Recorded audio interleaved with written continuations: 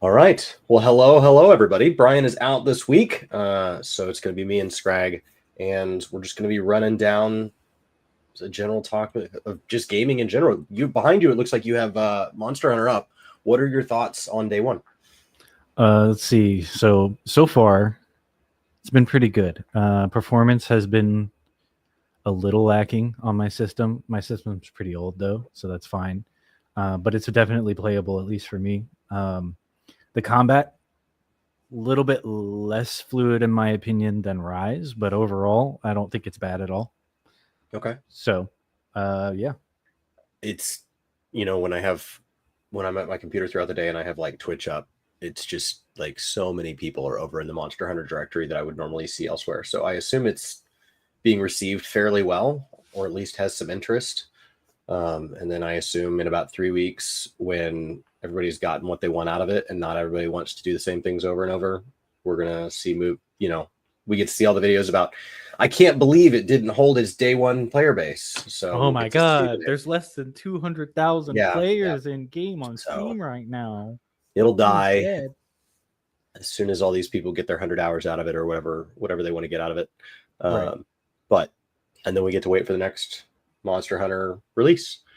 Um, that's exciting. Is it a franchise that you've spent a lot of time with? I've played every single Monster Hunter in English and Japanese, Okay. including the Monster Hunters that were never released here: Frontier, Portable Third, Trace or Trio. What did they call it? How Doesn't does matter. this rank against the expectations based on that level of Um. time with the franchise? Well, so far, it's good. It's more like Worlds. So if you're a huge Monster Hunter fan, um, you'll know that Worlds is kind of its own thing. At least in my opinion, it's like the more Western concocted version of Monster Hunter, which is good. But the games like Rise or like Monster Hunter 4 Ultimate, or even the ones on the 3DS, everything that or I would say 3DS or before, that's the old Monster Hunter formula, right? So the new formula is a lot different than what we experienced on like the PS2 era or the PSP era even, but it's still Monster Hunter. And it's still overall the same. Like I picked up my controller, I started playing, I had refreshed a little bit on Rise, and within like 5-10 minutes, I was just in. I was just playing Monster Hunter again. Okay. Well, that is our opening story. I'll go ahead and run the intro, and then we'll kind of get talking about AI and other shenanigans. Sweet.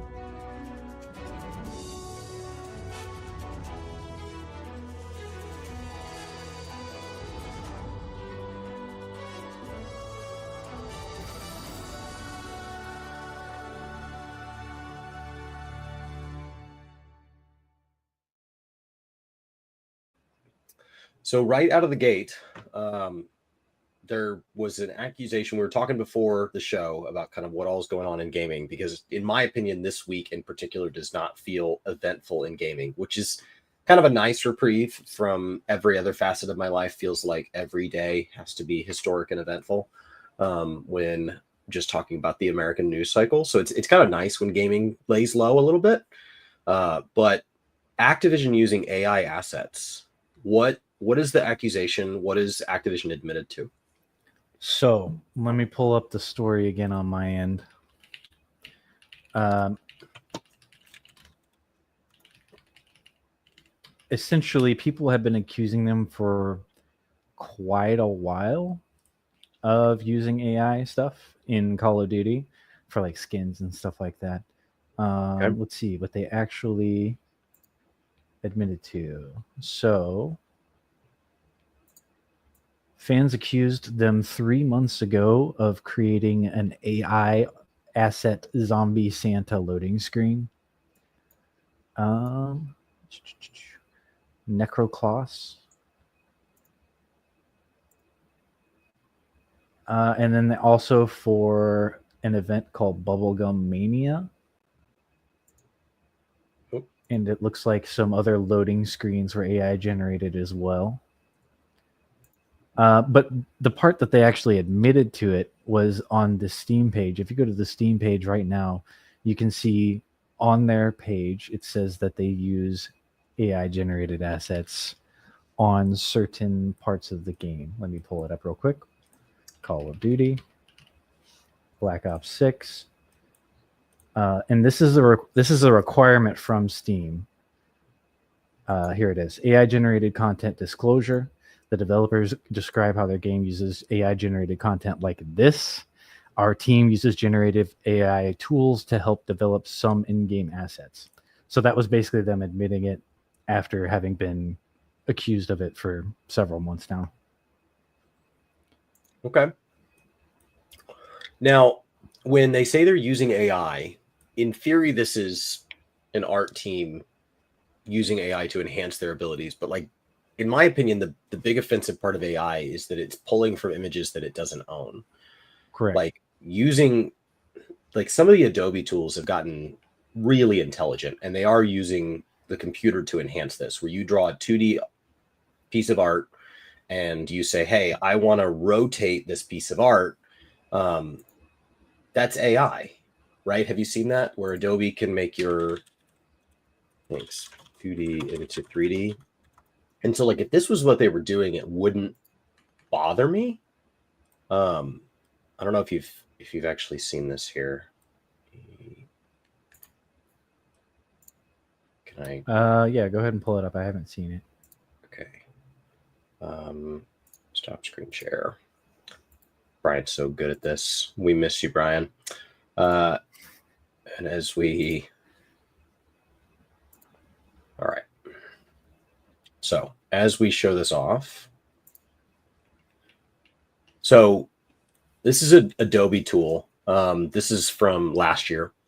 And basically what they can do is you can draw there's a video that somewhere that shows it, but you can draw this little guy here and then they can rotate him. And that's done with computing power. Like right. that They're AI. basically creating That's a 3D not model. what Activision's doing. No, they're doing like splash art and things of that nature. And actually, in the article, if you read ahead a little bit, you can see a quote from an anonymous Activision artist. They said that a lot of their 2D artists were actually laid off because of this.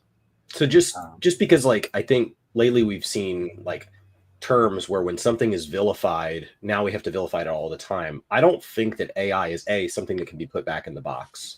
No. And B, I don't think it's like intrinsically always problematic. Something like this, where it's how you implement it. Draw this, this is clearly they've drawn their little guy here, and now they're going to be able to just rotate it freely, and that's just freeing that artist up from having to redraw that sprite from 16 different angles to be able to do that. So that's pretty cool, but that's not what a lot of these, like the things that are making people hate AI in games, that's not what's happening. Right. What those tend to do is they're just stealing jobs, and they're using art that's just stolen to both learn off of and to create from. And you see evidence of it where there's like still a watermark or something like that, where like it's pretty blatant that they didn't have a licensed version. Right. So I think that's the bigger concern with Activision doing it. I don't think it's, hey, we want to use the newest tools. I think the concern is, are they doing it to the point where this is going to create like a Marvel Rivals situation at scale, where even a successful game results in job loss? Like as soon as we have enough initial assets, we can just let AI do the rest. So let's just get the artists, get the ball rolling, and then let's fire all of them. Right. And that's seems like what is happening sort of with this situation in particular. I think the main complaint that most people have with AI is how it's used. So obviously, if you have a data set that you're training your AI on that is all artwork or pieces that were agreed to be used for AI, that's the major complaint that people have, is that when they took all of our data to make this AI or the art AIs, they didn't ask anyone. They just were like, oh yeah, we're just going to take it. And right. If you complain about it, we'll just say, we didn't realize, or whatever, right? And that's kind of been their game plan, especially in like leaked messages that came out several years ago, where them in their chat, the people who were compiling these databases were like, oh yeah, we're going to get all these popular artists' work. And if someone complains, we're basically just like, oh, we didn't realize, or something like that, right? And essentially what they're doing is, it's been said a million times, but they're just scraping basically the entire internet for artwork.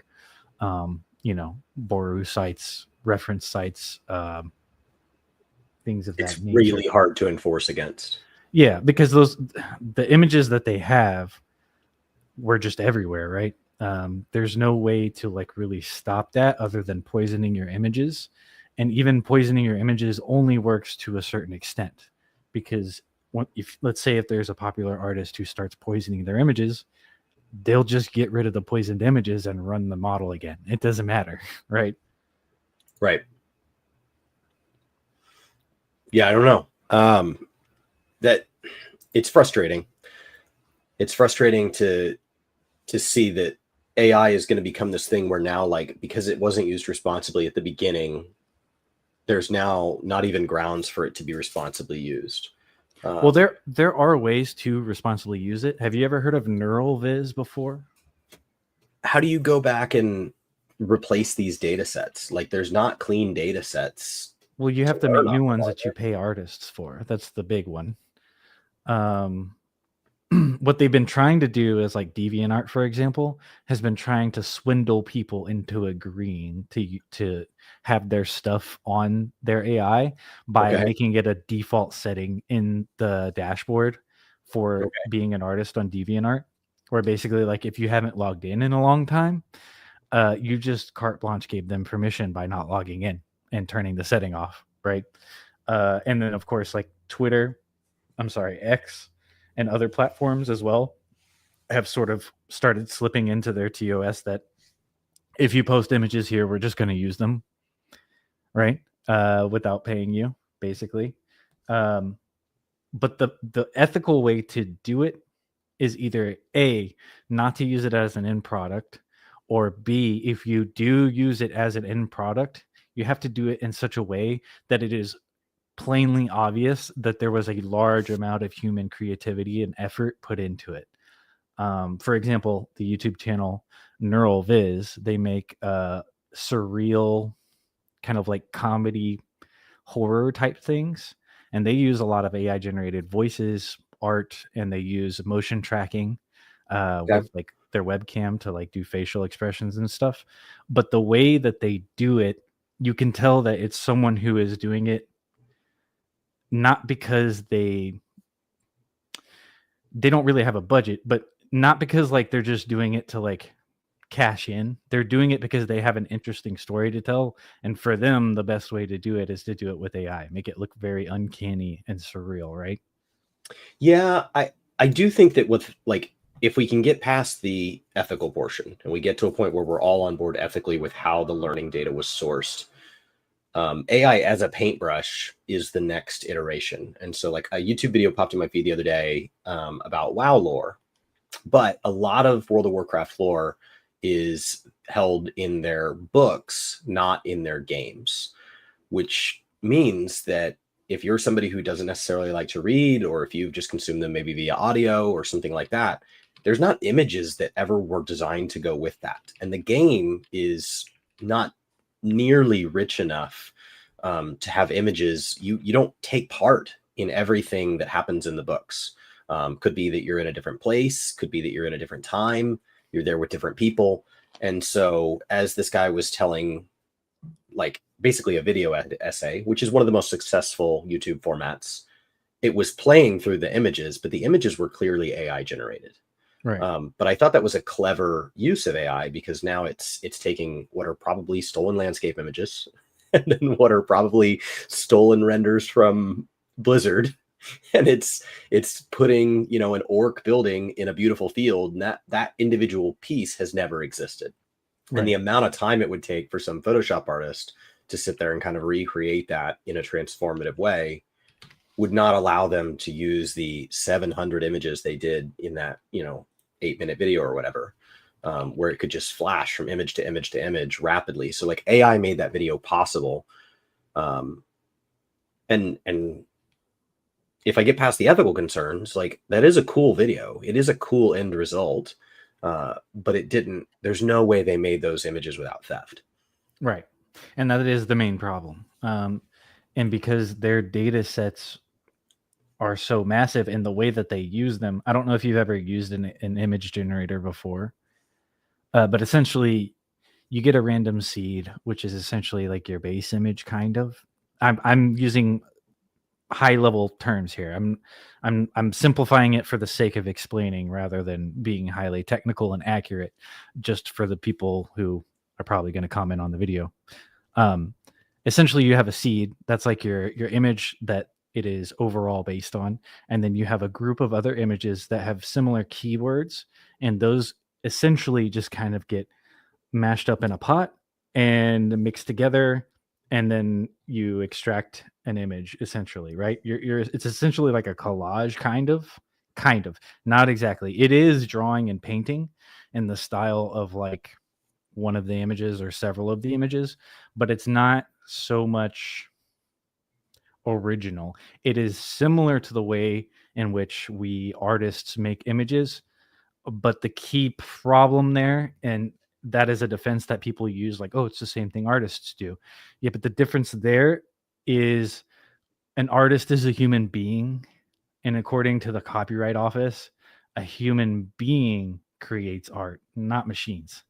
So, and I think that if you wanted to recreate something, like if you wanted to be transformative and I wanted to take, a center picture from one of your pieces of art and display it in my piece of art in a way that was meant to be ironic or something like that. So there is a transformative element, but pixel for pixel, the very middle of it, I practically recreate what you did.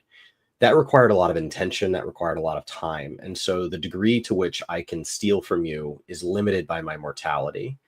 The hard thing about AI is, and so that's, so like just calling it theft, it is theft, fine. We can argue that, and we can say, well, maybe it's protected by fair use, and so maybe it's not theft. And we can argue that, but we're arguing it one time. Right. AI can do it thousands and thousands of times simultaneously across thousands of users.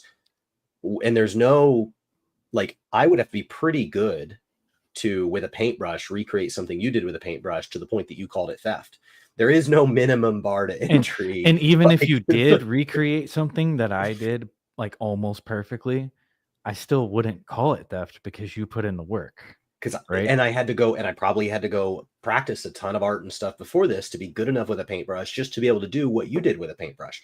Right. And so like it's hard to steal when there's a minimum bar to entry, and AI doesn't have that. And that is not to say that like prompt engineers or whatever we end up calling them aren't going to have varying degrees of skill. They will absolutely. There will be people who can get things out of AI that others can't. The same way in school, there are people who are better at researching than others, whether they're using a library database or they're using Google. Some people seem to be able to just get to better information faster because they're used to using the technology. And the same thing will happen with AI. There will be people who are good at it, but the minimum bar to entry allows for a lot of theft very rapidly. And as we see videos where, our president sucks the double left feet of a billionaire, or whatever else, like it's going to get hard to tell fiction from reality. It's going to get hard to tell legitimate creation from AI. It's going to get hard to tell new innovation from theft. It's going to get difficult to tell them apart, which I think moves us towards our next thing on Twitch. You're talking about this seems late to me. Like when you said that there's more now AI e-girls, like this seems slow to the party. So we actually have had AI e-girls before. Kind of. We had Neurosama, who is an AI controlling a VTuber avatar. Okay. All right. But this is like straight up photorealistic human being that moves around. Their fingers don't warp. Like it looks like a girl. I don't know if you can pull up the video. Do you have the link? Let me see if I can get it for you. One moment. Apologies for the delay, everybody. I tried to be as prepared as I could. No, I literally just don't know I think I have this. Hold on. I don't have a video. It was on I'll send Dexerto. an image. Yeah. So here, let me get the actual link to the X post. Do you want that in the back room or whatever it's called? Yes.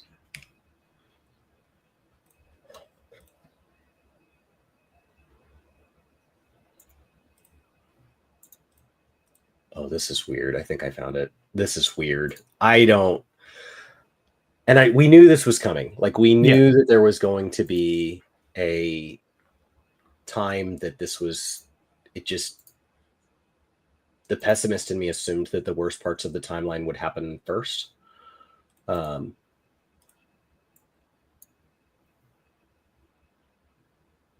don't know. I can't see that. This is it doesn't. I don't know if you can make it bigger, but she looks photorealistic. The biggest tells at a glance are the boxes in the background. You can see that that's supposed to be like a headphone box, but it doesn't. You can't tell what kind. You can tell those are supposed to be pops, but you can't really kind of tell what kind. And those might even be composited in. But if you look at her keyboard and her mouse is shaped slightly wrong. Razer doesn't have a mouse like that. The Secret Lab logo is inconsistent on her chair. And there's some kind of device on the right there. I can't tell what it's supposed to be, but it doesn't look like anything real. And then her keyboard cable goes underneath this display. But it doesn't appear as though the display is tilted at all, which it should be if it's sitting flush on the table. It looks like, one of those, the buttons, like one of these things right here. I don't know if, I can't get it here. Like one of these things. Yep. Yeah, something like that. Mine just has buttons, but it looks like one of those. Yeah. It looks like actually weird. A race. It looks like a race on a racing sim. They have like a speedometers. That's what it looks like. And this is, keep in mind, the worst AI will ever be again. Like every day, AI is the worst it will ever be. Right. So it does. Every day it gets better. This doesn't go downhill. No. So when this starts to cross lines and this starts to be, her wearing a horse head bobbing in some kiddie pool with lotion, which is something that a real human did just a few years ago. And that would be perfectly simple to do because we have so much photo reference of it. Right. Right. Because it's done by actual people. And at some point you won't even need a human to monitor or tell her what to say or to do anything. At some point when someone figures this out enough, they're literally just going to be able to turn it on and leave it streaming 24/7.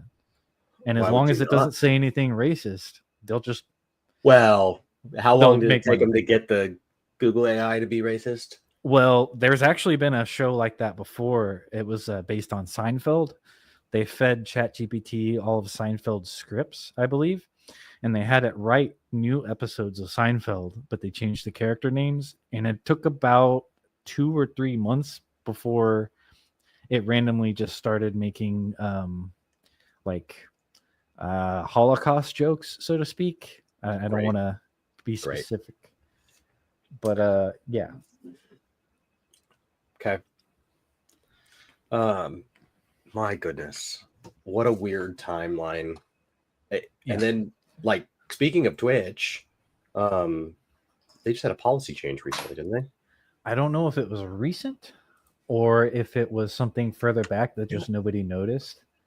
But from, I believe it's a producer of Rust, he posted about this screenshot. I don't know if you have it or not.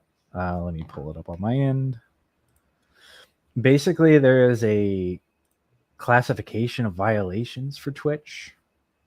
And one of the lower classifications of severity of what do you call it? A violation is cheating. They have actually classified that as a low severity offense. So you can literally cheat in a video game on Twitch and they'll give you a 1-day suspension. So yeah, that's weird, right? You would think a video game website should have a higher What do severity they? for that. How are they defining cheating? So cheating I mean, would be like actually hacking. It wasn't anything before, right? It was. I'm not certain if it was. So this is anything this is before. a step up. Okay. Yeah, before they addressed it case by case. And so this is a step up. This is them saying whether or not the individual gets reported, like this should make it happen more often. And then I assume these stack up. Like one 24-hour ban, you can't just get a 24-hour ban every other stream. No. Not to mention, and I've talked about this before on stream, but just for anybody that doesn't understand Twitch bans from the content creator side of it, let's imagine you're somebody who just streams every Friday, because we have a show every Friday here. Obviously, a 24-hour ban that hit after today's show, even if it took effect on Monday or something, doesn't seem to impact our broadcast schedule. And so some of these people who it's just a vacation for the streamer. Just recognize that most Twitch streamers who are doing this full time, ad revenue is a very small bit of what they do, especially if they don't have a YouTube presence or anything like that in addition to this. So a significant portion of what they make comes from subscriptions. And subscriptions do not renew when an account is on suspension. And so if you receive a 1-day ban and you are somebody who streams all throughout the week, all throughout the month, you probably have some distribution of your subscriptions across all, let's say 30 days in a month. And so you lose 1/30 of your subscriptions. And so if you have 300 subscribers supporting your channel, then you've lost 10 for losing that day. A 3-day ban, you've lost 30. A 1-week ban, you can lose a quarter of your subscriptions. And so when people are like, why don't they ban them for a month? 1-month bans have to be incredibly rare because it utterly resets somebody's subscriptions. Yeah, they could go from making 10K a month to nothing, and that's not going to incentivize them to come back. So I think a 1-day ban for this is probably appropriate, not because I'm pro cheating, but because this does have a monetary effect. Not to mention that as you get 1-day suspensions, they see a pattern on the account. Like, they're not idiots. And so if you continually flaunt it, you may find your bans get longer and things like that. So I think this is probably the right call. At a glance, you're like, it's a gaming platform, and they're classifying breaking the rules of they should show up to your house with a baseball but for what it is and how the platforms run on the money side of things, I think this is probably the right starting point. And then obviously if it still continues to be a problem, they can go up from here. But repeated cheaters are going to get hit over and over and over and over. I mean, and their popularity is going to go down because people are going to be like, oh, he's just cheating, And like speedrunning communities and things like that, where the rules are kind of something that keeps the community bound together. Yeah. They're pretty good about going back and checking your VODs and stuff like that. So like, I assume you can be reported for all sorts of stuff. So I would think this is probably the right call, but definitely an interesting change, because at a glance, it seems like a weird story. Postum screen peeking is cheating. Okay. Just saying. Where the line is for cheating has to come down to a game by game basis. Right. Because like speedrunning, for example, a lot of that stuff. Yeah, that's not cheating. That's just it's not cheating, but you're like, part of the culture. Turn the console off and then on again or whatever. Like you just hopped through that wall. That's okay. Yeah. Cheating is like legitimately hacking. Like if somebody were like speed hacking, or like that happened in BDO, speed hackers, when the game first came out. That's cheating. X-ray vision in Escape from Tarkov is cheating, of course. But yeah. And then I think to focus something more positive, Diablo 4 taking down Path of Exiles 2, but Diablo 4 is not really doing any better. How did that happen? I think those are just meme lords. Basically, what's going on right now is Path of Exile 1 has an event going on called the Legacy of Phrygia, where they've replaced all of the ascendancies for all of the classes with brand new ones. So let me bring up SteamDB here real quick. Path of Exile 1. Oops. You don't put in 1. It's just Path of Exile. So Path of Exile right now is 43,000 people. That's pretty much triple to quadruple ish of its normal player base. And then Path of Exile 2 currently has 62,000 players in game, which if you look at the chart for the last month, that's about half of the normal peak for from 2 weeks ago or 4 weeks ago. And if we go all the way out, it's about a tenth of the peak all time. So for a game like Path of Exile 2 that is early access and has updates coming out that people are anticipating, 62K is It's a not lot of that people to bad. be playing your not a game. Yeah, that's a lot of beta testers. Yeah. And if we look at Diablo 4 on Steam, which keep in mind most Diablo 4 players don't play on Steam because it came out on Blizzard first or Battle.net, they have a 24-hour peak of 10,000. So you can't directly compare those numbers because most people do play on the Battle.net launcher, and probably even more than the Battle.net launcher, PS5. No, the best you can do is you can use a reasonable assumption that Steam players are no more or less likely to be excited about a particular patch or a particular balance update. And so, at least in the Final Fantasy community, a lot of times what we use the Steam numbers as is a corollary between peaks and valleys. Right. And so we know there is some percentage of players that do not play on Steam for any game that has support through any other launcher. And in the case of Final Fantasy, not even all your PC players play through Steam, and then you still have platforms off of PC. You have Mac support, you have PlayStation support, you have Xbox support. And so looking at the concurrent Steam players for Final Fantasy is not representative of the whole, but you can say, hey, Steam probably had a pretty significant peak back when Dawntrail dropped, and it is probably something lower today. And that's a decent corollary because we don't get to see the real data. So I would think for Diablo 4, it's the same issue. They're not crushing it. No, I mean, they have some peaks. If you look at all time on Steam, you can see when a patch comes out because the max players or the concurrent players jumps by 30K. And those are probably the same people. They play, it's not there yet. All right. And then they leave. The same thing with Path of Exile 2 right now.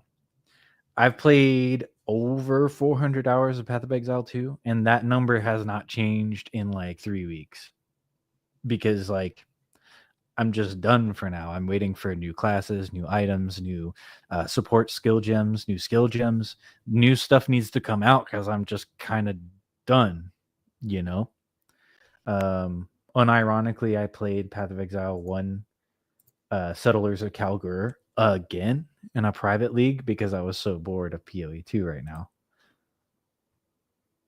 I haven't made any new videos in a while. Sorry, y'all.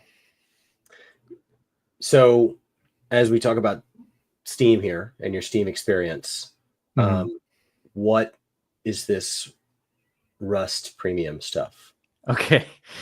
So Rust players historically, well, I don't know if it's historically, but it's been at least for a little bit. I don't know if the community started it or if Face Punch started it, but basically there is an idea of a premium server. So what this is going to be a server that is essentially only for it's kind of like a CS:GO premium servers, right? So you pay for a service and you get to play with no cheaters and stuff like that. This is kind of the same idea, except these servers are only going to be available to players who have a certain amount of in-game items in their Steam inventory.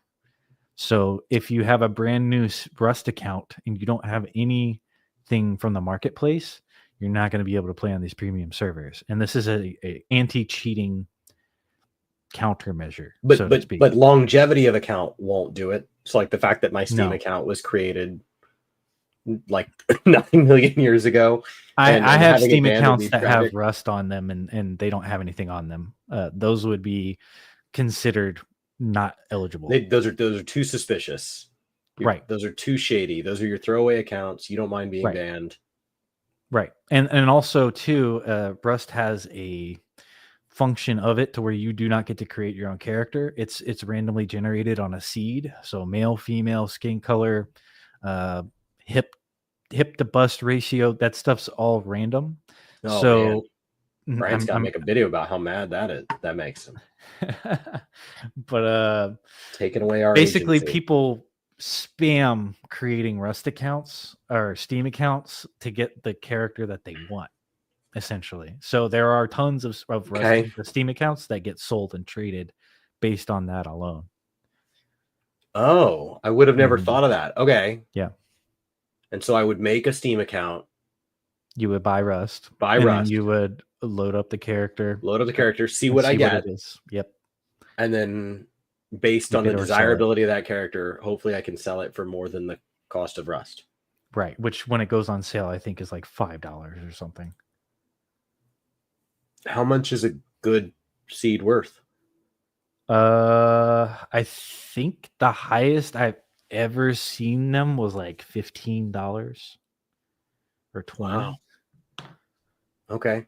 I mean, then- I'm not and an then none avid of Rust those- account trader. And then or none of anything. those get to play on these new premium servers. Not until you Because- spend money on that account Like unless you to started with purchase Rust. marketplace stuff. Right. So- What's the threshold?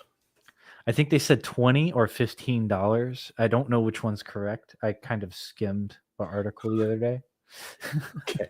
So I pick what out key ban- points. What banana generation game are people spending money on to get their account up over $15? Well, it has to be Rust, specifically Rust items. Yes. So, like this article jackets, here says your Rust Steam inventory has to be over $15. yes. So specifically Rust. Yep. It's not going to stop every user, but based on our data, it'll stop 98%. Now, it won't really be 98% because there are a handful of people who are cheating right now that don't have it, but would be more than happy to throw some money to get to continue to cheat. Right. But it should help. I think it'll help a little. Okay.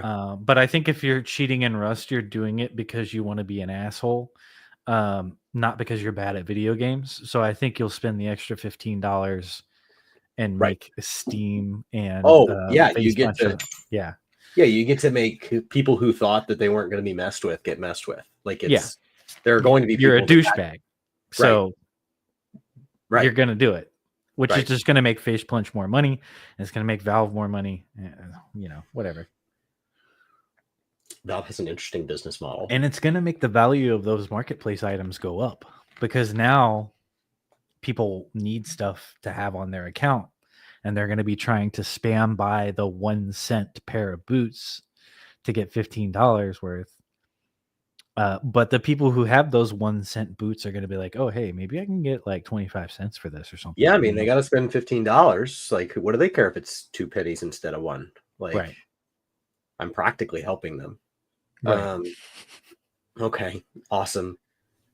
Valve is already selling not gambling to children, so great. The money side of Valve is like they make great games. The money side is just run by people that obviously sleep better at night on their own than I do. Because I don't know that I would have the ability to mess with that many things. Yeah, dude, I don't know. And they only have what, like less than 200 employees for the whole company or something like that? Yeah, where does all that money go? I assume they're just well paid. They are very well paid. I think the average for a developer was like $1 million a year. Played WoW with a guy who was the head of IT or networking or something for some pretty distasteful websites. Mm-hmm. And I asked him why he did it.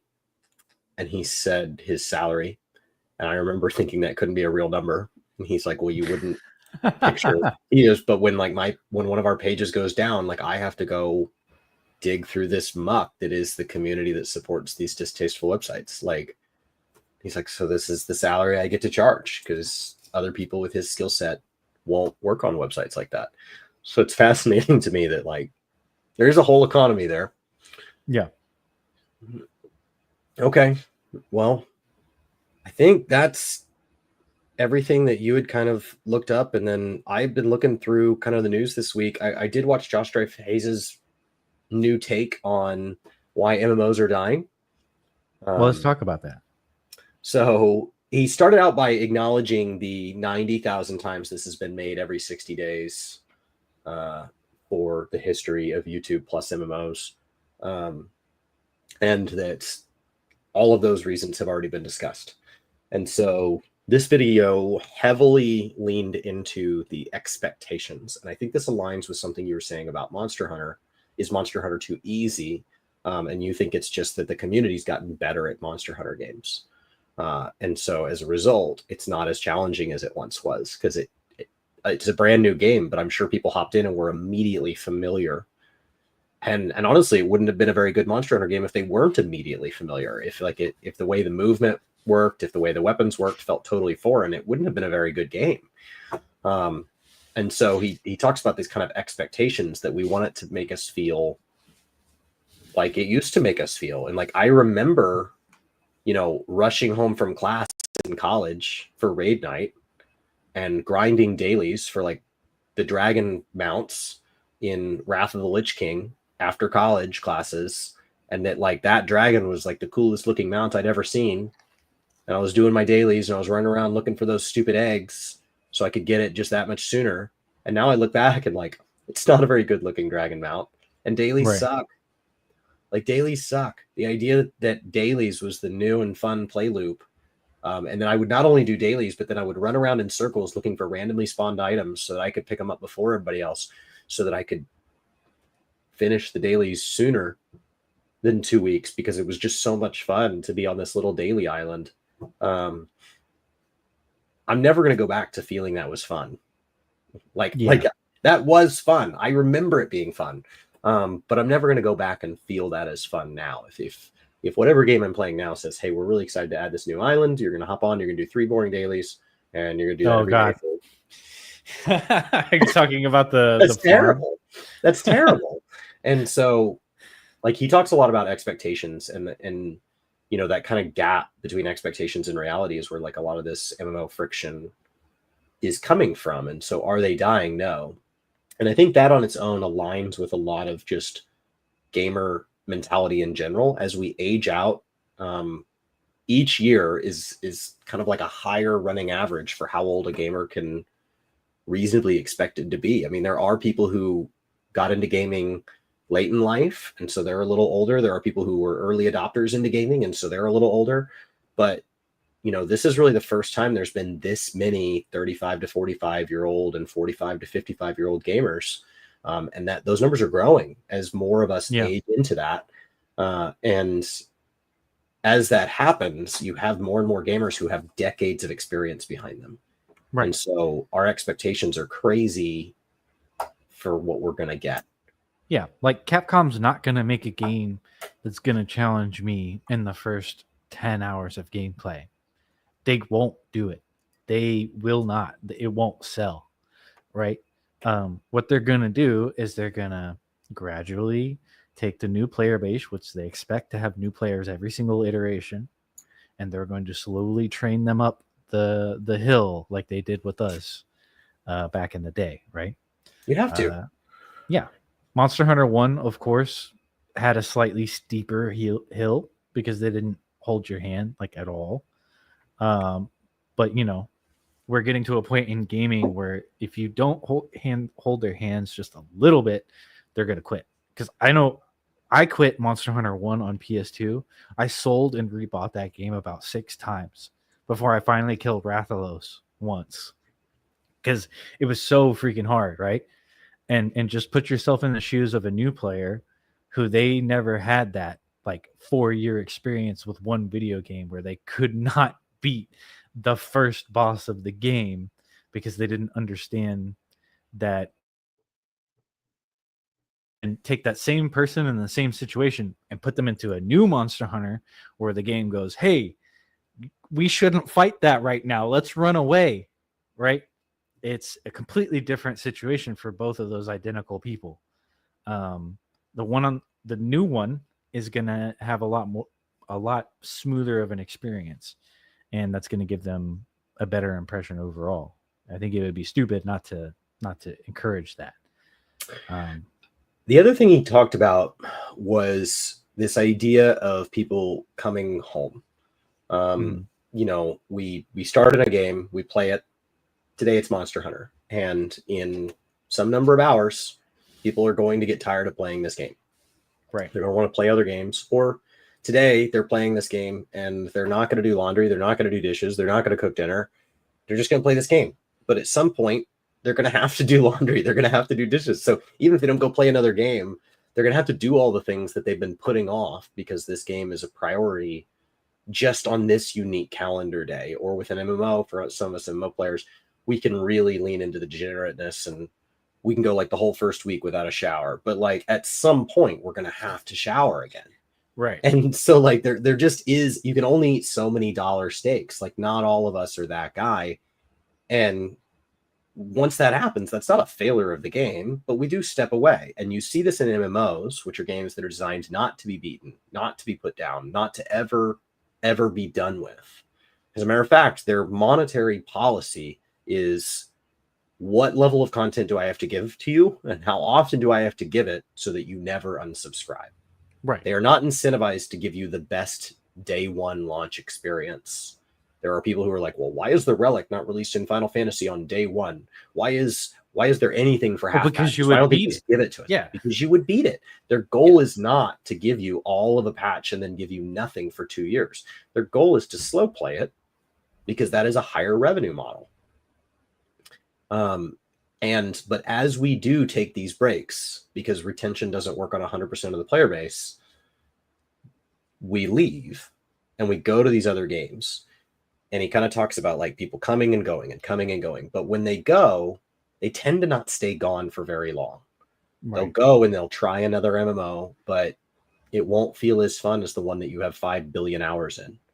And they'll try another genre. But honestly, they just like playing MMOs more or something like that. They like the community around MMOs or whatever it is that drew them to MMOs in the first place. And at some point, they'll come back. They'll come back for a patch. They'll come back for another expansion cycle, whatever that thing is. But I don't think him pointing that out is a particularly innovative thought. What I think I hadn't thought about was that he talks about that causes this consolidation in the MMO market. Because as people jump MMO to MMO to MMO, the one they always go back to is the one with the greatest playtime, that original hook. Right. And that always ends up being the same 4 games. Yeah. That ends up being Final Fantasy, World of Warcraft, Guild Wars, and RuneScape. And if you're not in that list... Either Final Fantasy, too, because there's still a very active 11 community on Twitch. But people just don't... They don't... And then new games are expected to have the same level of content and can't. And so there's no way to displace any of those 4. So as we all migrate around the MMO space, you know, a lot of these WoW players left WoW to go to Final Fantasy, and they still went back to WoW. Like they're, you know, like, and they just did. And some of them left more, oh my gosh, I'll never play this again. And now they're back. And some, you know, like, I don't think Annie Fuchsia was ever particularly mean on WoW. She just liked Final Fantasy for a bit, you know, especially during that period where I'm sure it didn't hurt that Square Enix was paying her. I'm not saying that's why she liked it. It is an objectively good game, so I would hope she liked it for a lot of the same reasons that any of us like it.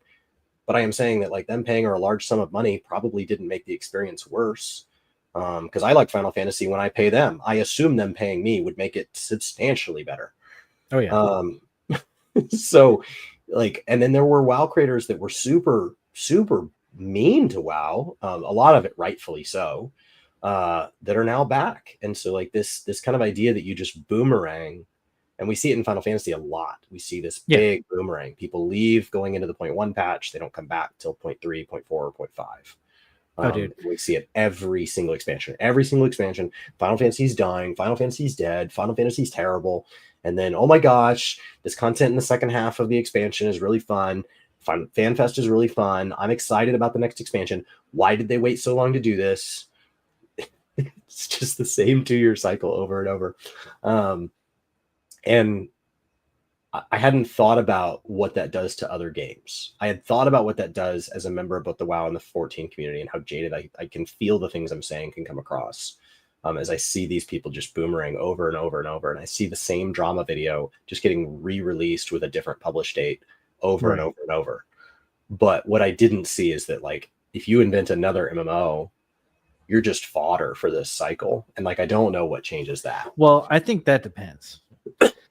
So that really depends. I think Ashes of Creation has a pretty devout following of people who really enjoy what they're doing. I've tried it a few times. You think It's that stays?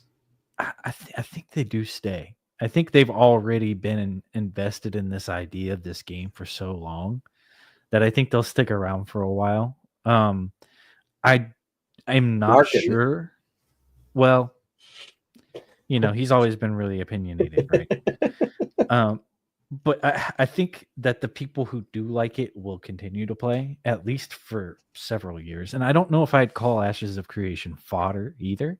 And I don't know if I would call Wildstar fodder. I don't know if I'd call SWTOR fodder. I think that those were all games that had or are all games that have genuine intention behind them. I think it just I think the MMO genre niche itself, like stable of like maybe 500,000 players around the world. I don't know what the exact numbers are. I'm sure it's more than that. But I think that stable of players, they're all looking for a very similar thing that they don't know what it is, and it hasn't happened yet because they're still looking. And like what you're saying is they're kind of hoping to go back to when they were 15 and degenerately playing World of Warcraft or Final Fantasy 11 or 14 or whatever. I Sure. think that is partially true. I know for me personally, what I've kind of said jokingly before is I hope that they release an MMO that just ruins my life, right?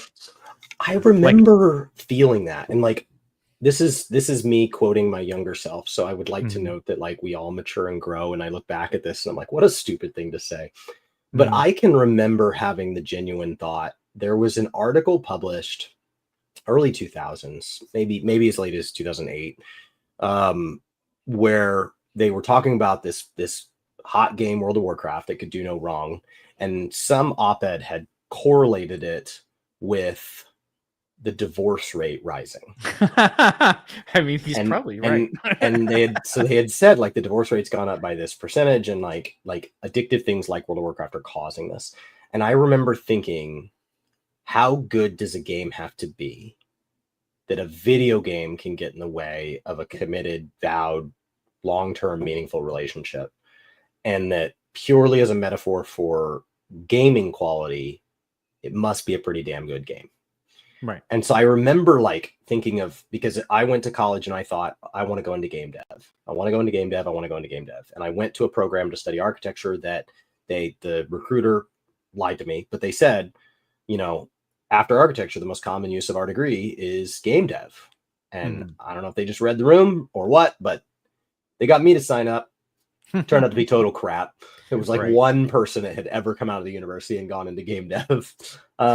It's common because he's the only one who got a It's job. common. He's the only one. And so like, and naturally that meant I hung out with guys who were programmers and stuff like that. And I built, you know, games that never came out in college. Like everybody else, you build a game, it gets halfway to completion, it never came out. So like, Yeah. I've never built a working game. But I wanted to. And so as I thought, wow, I want to build a game, I remember thinking that I want to build a game so good it causes people's lives to get ruined. And like, Yeah. now I look back at just like the sheer, like, terribleness of that statement, that you're like hoping it ruins people's lives. But I see what you're saying. Like, there is something romanticized about, like, I remember when I was, you know, putting energy drinks in my body so that I could avoid sleep, so that I could be late to work, so that I could get one more dungeon in. And I view Right. that fondly. Well, I Um, remember like, when Black Desert Online came out, it was like a big, like it was like a race. It was like I gotta get witches earrings, I gotta get ogre rings, all this stuff. And it is like I think that the feeling of immersion in a world is a unique thing that you don't really get from single player games because nobody's there. Sure. right? You don't get it necessarily from games as a service or what do they call them? Stuff like Destiny. I mean, you can get it from Destiny. I guess what I'm kind of trying to say is there's a certain level of immersion in a world that we're all looking for. But because of the advances of technology and the internet in the past 20 years, it's almost not possible right now, in my opinion. Because, like, back in the day, it was a special thing to be able to log into RuneScape or World of Warcraft or Final Fantasy 11 or Ultima or whatever, Ragnarok Online, and talk to people on the internet, because at that point in time you had your community around you, your neighborhood or your town or whatever, or your city, and that was it. Like, you didn't have a cell phone, the internet was different. We didn't have like widespread use of it. It was just us. It was colleges and porn addicts and us, right?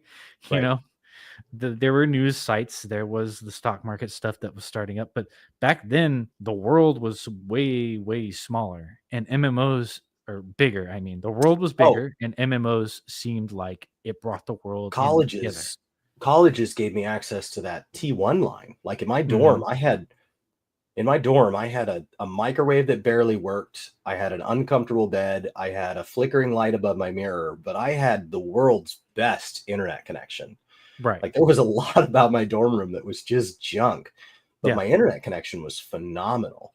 Yeah. At a time when, you're right, I didn't really have access anywhere else. I would go back and revise my previous statement of, like, I didn't mean to imply that the other games that people are playing are not good or not worthwhile, just that they are naturally consumed by this engine of boomeranging back to something familiar. That Right. perfectly good games get used as a break, only for it to, right, this Yeah. For person it to this fling, and then eventually after fizzle. Yeah. somebody builds this game and they're like, this is going to be a 10-year game, and then we all go play it for 3 months, and Yeah.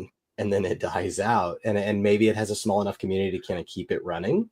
Well, the Some other games thing. are meant to run lightweight, like Helldivers is Mhm. designed to run really lightweight, and so Yeah. it happened to be wildly successful, but from everything I understand from the devs, they didn't need it to be. And so, like, Helldivers could drop to a fraction of the support, and it doesn't go away as a game. It just Right. stops having the impact of these big four titans.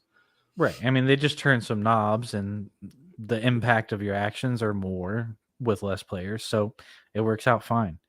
Um, but I think there's more to the complex issue of MMOs than just, like, the niche fan base or whatever, or, like the feelings that we want to get while playing. I think a part of it too, other than, culture being different at the time, and the novelty of it, I think another aspect of it is that the types of, well, I guess that's culture again, isn't it? I guess it's all around culture. Like, we want something that's not there anymore, but people still do it. I don't know. It's weird.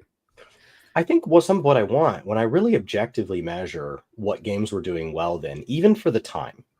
So even though, like, dailies were new and inventive, and so if I Mhm. assume something was equally new and inventive as dailies, like, dailies are now an old idea, but something's equally new, but is equally just as mundane.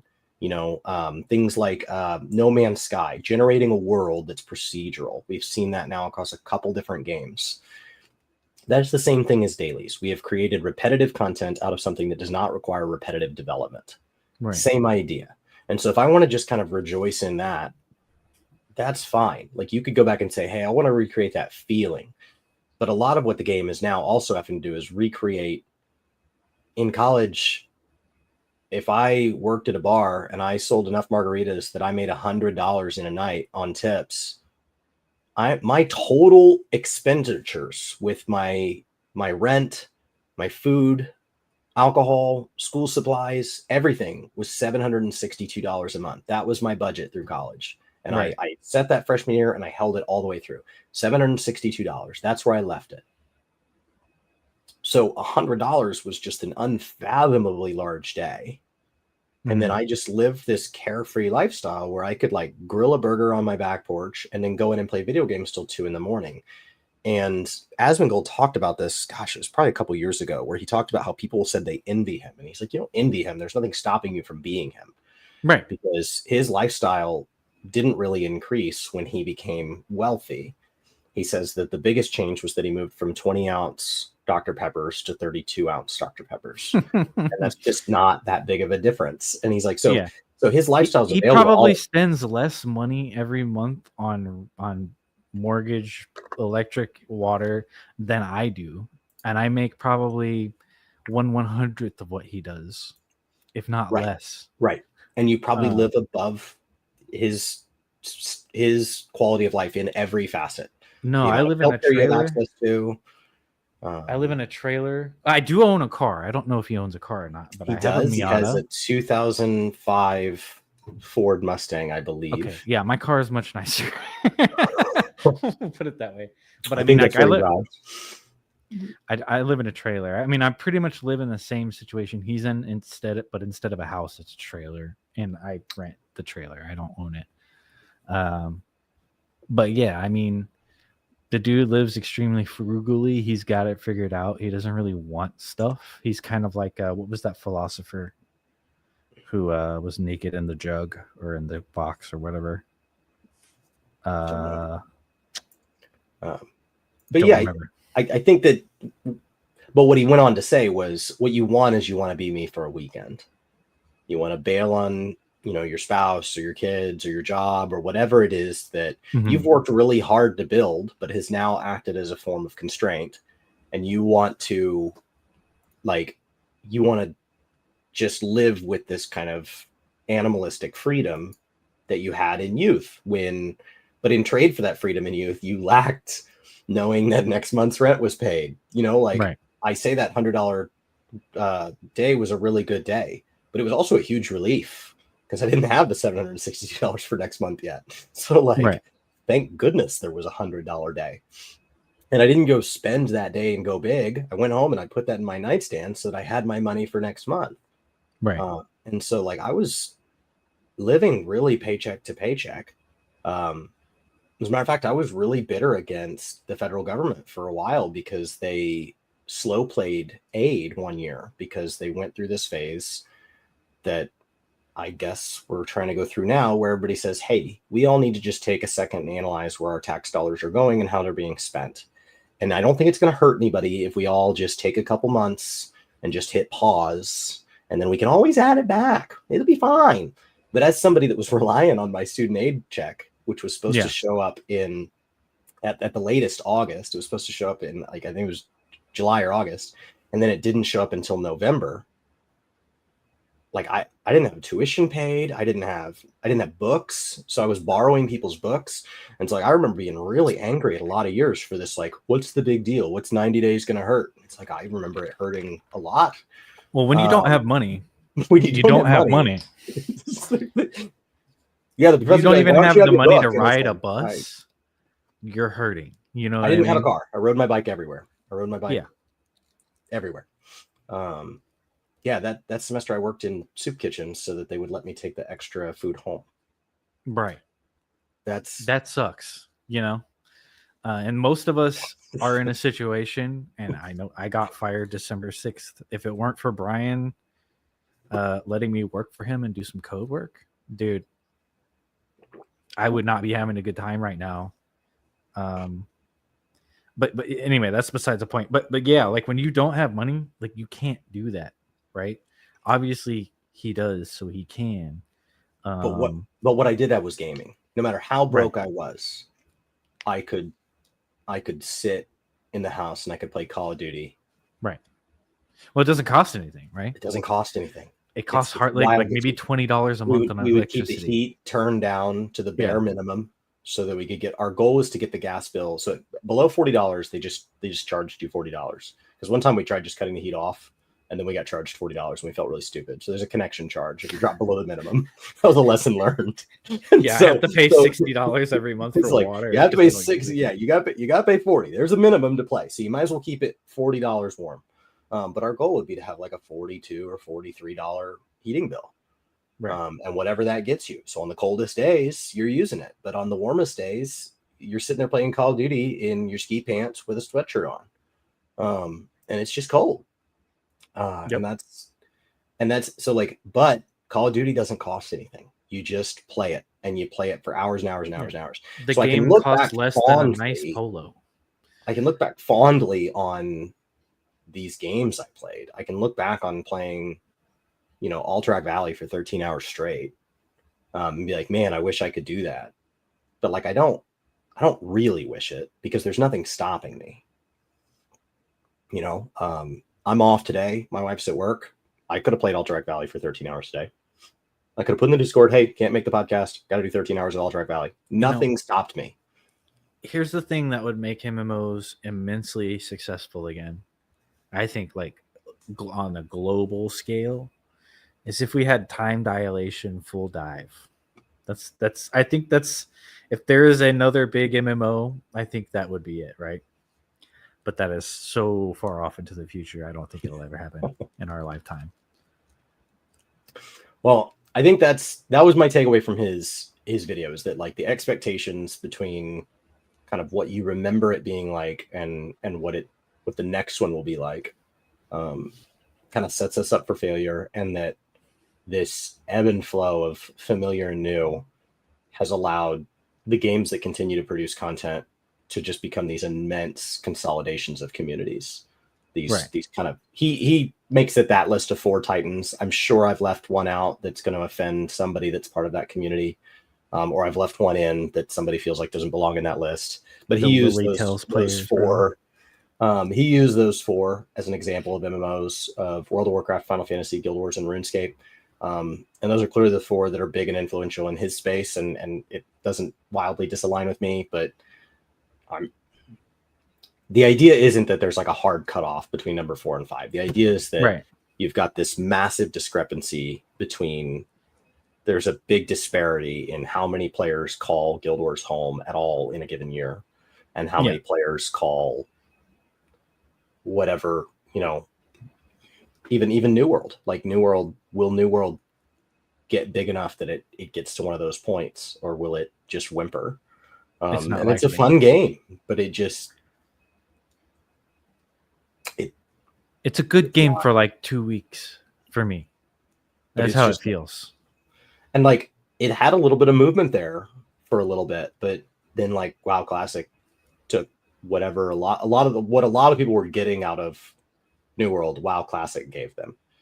And so as soon as there was a viable alternative from one of the titans, I think that pulled a lot of the steam out of, at least from the communities I'm in. WoW Classic scratched a lot of the same itches. This idea that I want to just grind with my friends. Another interesting aspect of this, which I hadn't thought about before, and I'm not sure very many people have thought about, because I don't think I've ever seen it before. But we're not really, I mean, obviously we all know that we're not really getting a ton of new players into the space. I think part of that has to do with, like, back when we were kids, having a PC was like pretty normal. At least for us. Like, my dad built computers and was like a network guy. I don't know what your situation was, but we needed a shared one in the kitchen. Yeah, we needed them. We needed, to have one around. And you had to be off the landline to have an internet connection when we first got internet. Which is why I didn't have internet until I went to college. But now it's like 40% of 2-year-olds have a tablet, and I think it's like 60% of, by like age 6 or something, it's like 60 or 80% of kids have a tablet. Right. Specifically, as it comes to MMOs, though, I think part of the reason why they're not growing as much is because there is a barrier of communication if you don't have voice chat when you're playing on console. So I would venture to guess that probably like 40% more people in our group of gamers, comparatively number wise, like maybe there was 100,000, maybe there's 3 million now, but of that 3 million, 40% more of the chunk before that had computers don't have them, and or cannot touch type, because MMOs typing is still very important. And I know a lot of kids don't type. They don't know how. They just tap. I remember thinking it would be a wasted skill in school. Right, me too. I Until I was played World of confident. Warcraft. Keyboarding class was with Mavis Beacon was just an absolute waste of time. I'm not gonna. Gary Goldman has a joke about it, and he's like I became this bigoted 1950s guy in keyboarding class. This is for broads, right? And he's like, I don't know why I thought that. He said he was old fashioned. I was like, that's how I feel. Like I thought this is for someone else. I don't know who's supposed to know this skill, but I don't need it. It's not helpful. It's not something I need. And like I just remember thinking, it's just not. And then our keyboarding class was one of the required ones, but it wasn't placed. So it wasn't like there was like AP normal or like AP honors normal and then like remedial. Everybody had to take it. And so it was largely alphabetized. You just kind of got tossed in there. Right. And so because of where my last name falls in the alphabet, I was in a room with a lot of people that English wasn't their first language. Like, or at least there was a second language around the house. And so I was in this room where like I didn't have friends, I didn't know anybody. So there wasn't like a peer group to like rate my Mavis Beacon scores against. I was sitting next to all of these kids that I had nothing in common because I went to a large high school. And so like I just remember thinking like, I don't want to be here. I don't know anybody here. This is a wasted skill. I'm never going to need this. And then I get off to college and World of Warcraft's like the center of my world. And it's like, these people are getting like full conversations in the middle of a raid fight. I don't know how they're doing that. Yeah. Yeah, that was a similar experience for me. We had this version of Mavis Beacon Teaches Typing, the 1997 edition on our computers in the middle school. And we would, do the thing. And I was like really bad at it. And then I think for a long time, at least until like sophomore year of high school, I was still really bad at typing. And then when I got a cell phone and we learned how to tether with jailbreaking your phone, whenever I had tethering and I could finally play like World of Warcraft or League of Legends or whatever, I think that's when I really started actually learning how to type. Oh gosh, I still put it off. Yeah. I should probably set a goal some year now and download whatever the 2025 equivalent of Mavis Beacon is, and it's free. Just go to Monkey Type. I should probably do this. Yeah, my college roommate was a programmer, and he learned to type in Dvorak, and so I remember he could touch type in both, and he could switch keyboards effortlessly, and it was like meeting a polyglot. Like it was like meeting somebody that speaks like 7 or 8 languages. Like it just looked mythical that he could just take these 2 different keyboards and just, without looking down, his hands would just do things and words would just appear. I messed up on that one. That's a mythical score. I don't know it, but I think that's it. I think we've made it to the end of an hour with our random talking about games. We started with some Monster Hunter, moved through AI, and kind of seamlessly transitioned topic to topic, and ended with all of you go to Monkey Type and find out how you're doing. Yeah, and I messed up on that one real bad, but it's okay. But yeah, man. Do you mind if I post my link in the chat here? Post away. Let me grab it real quick. Everyone, I'm Scrag. Currently doing Monster Hunter. I also do PoE2 stuff. I don't know if I'm going to make any videos for Monster Hunter. I haven't decided yet. I'm not sure if it's responsible to try to distill 20 years of knowledge for everybody, or if it's just going to be, just don't get hit. You know what I mean? I don't know how to teach you what I know. Yeah, I would recommend just winning. If you want to try that. Yeah, you just got to not get hit, Yeah, that makes sense. Cool. Well, Scrag's links will be in the description below.